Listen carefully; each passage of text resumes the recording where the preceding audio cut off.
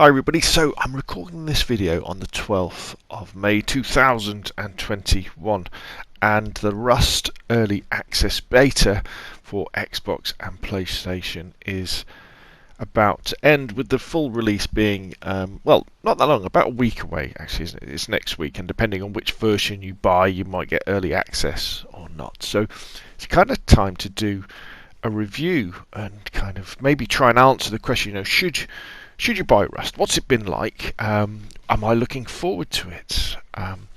Yeah, so anyways, it's been a bit of a rough time on the beta. It really has. There was many problems with connection issues, with bugs that were happening, way more than there were on the closed beta a couple of months ago. To start off with, there was a closed beta a couple of months ago which was free to get into. You just had to register interest with the developers, and you got to play Rust, and I played that, and I was like, wow, this is pretty cool.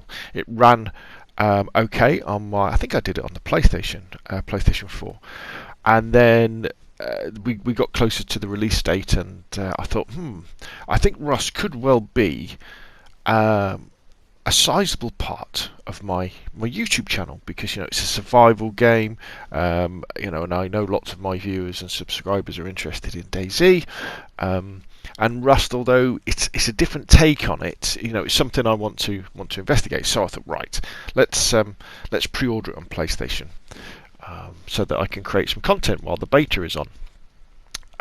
Unfortunately, though, for some reason, the build that they allowed us to play for the pre-order beta didn't let you stream or record videos directly to your PlayStation. You had to use a capture card, which is a bit of a bummer. And I thought, okay, well, I've got the Xbox One S. I tell you what, this is probably going to be, again, a very important game for my channel. I'll pre-order it on Xbox as well. And I did. And guess what?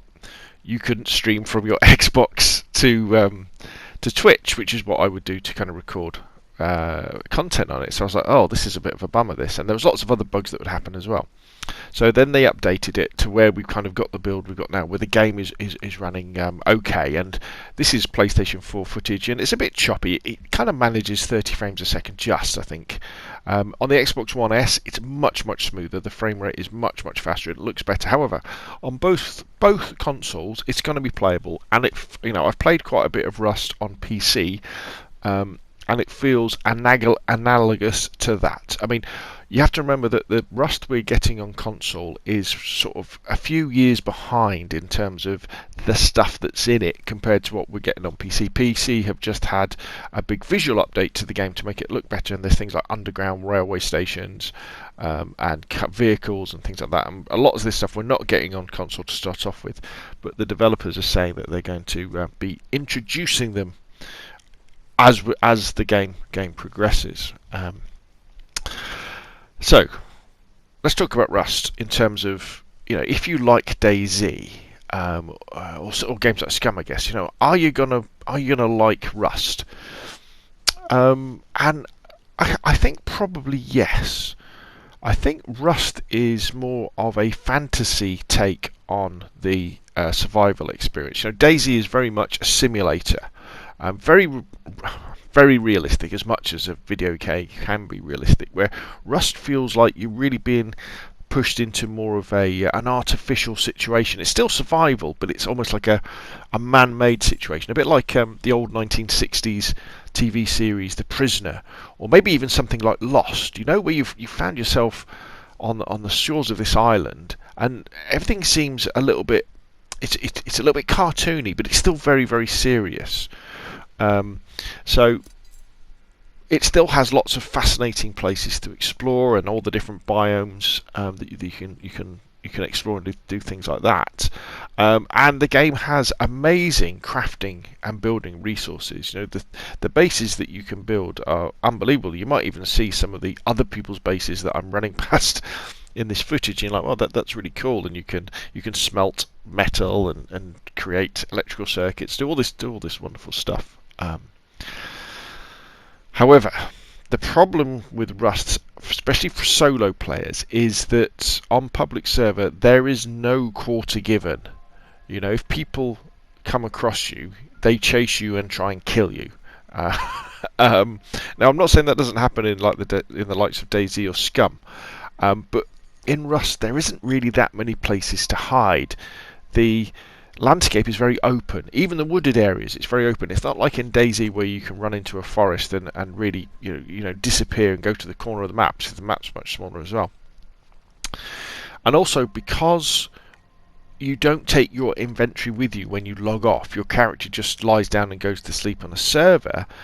If you want to keep your kit, you need to be able to build a base, and then put a storeroom in that base, a tool cabinet, and you need to secure it. Otherwise, there's a high chance you're going to lose everything. Now, if you're not familiar with it, in DayZ, what happens is when you log off, your character logs off the server, but anything in your backpack or you're carrying goes with you, so it's safe. So when you log back on, you've still got it. In Rust, you've kind of got this challenge of creating a base or burying some stashes, giving yourself some gathering the loot and resources you need, to try and build a base which you can then make secure by upgrading the walls.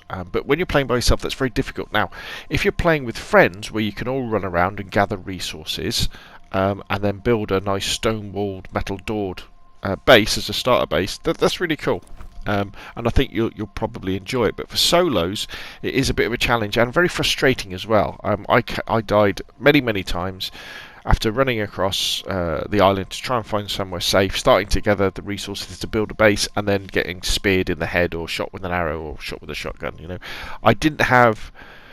I think maybe in this video you might see a bit where I think someone sends a chat and says, "Do you want? Is there anything you want?" But that's very rare to have that. And again, those kind of killing interactions do happen in DayZ, but because you can spread yourself out a lot more, and you maybe can see people coming a little bit better, and maybe you can get out of the way a little bit faster, it doesn't seem quite as brutal. However, dying and respawning is a real part of Rust. That's the whole point. Is you die, it doesn't matter.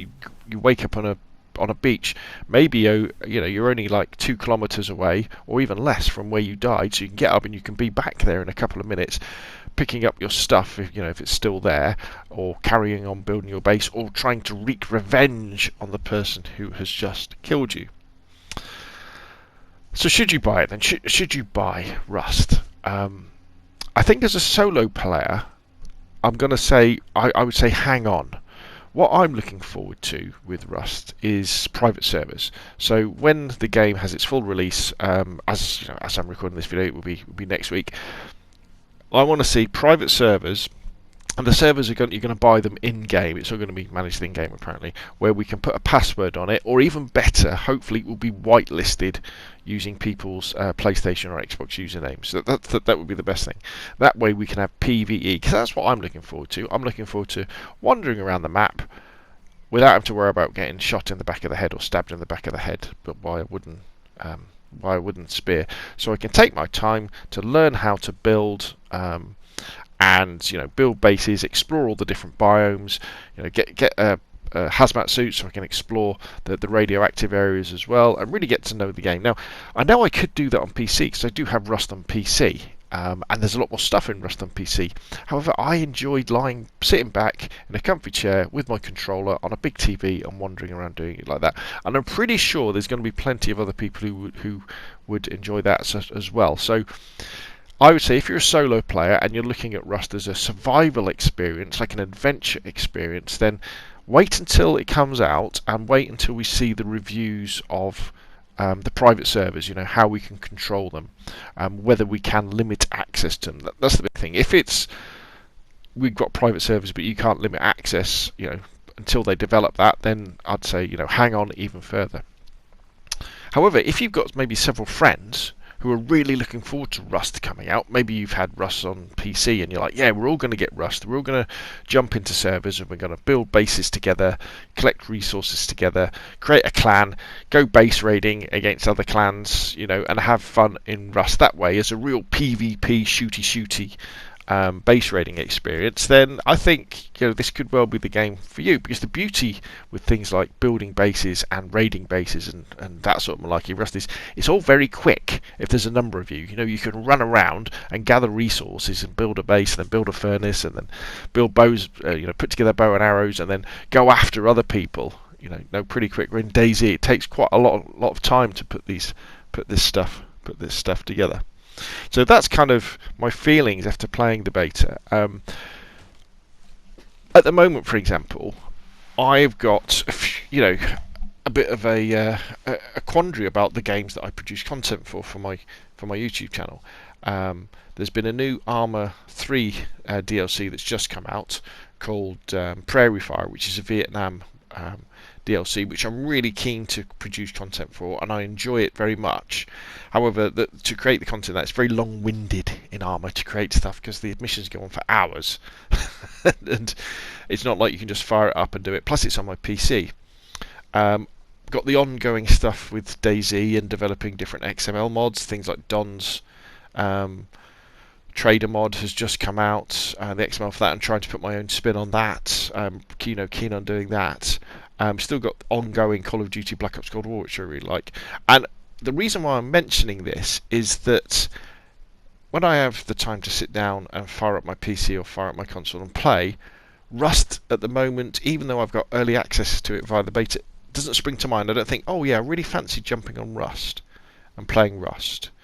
You know, I'd rather jump on and go onto one of my DayZ private servers and play DayZ, or jump onto Call of Duty, or jump onto PlayerUnknown's Battlegrounds, that sort of stuff. It doesn't suck me in the way that other games do, and that's because of the frustrating times I've had on the public servers as part of the beta when I've been killed. I mean, look at this lovely base that somebody's built there. You know, nice big base. I think we can see some smelters or furnaces in the courtyard there, which they're using to create metal fragments for doors and weapons and ammo and all that sort of stuff.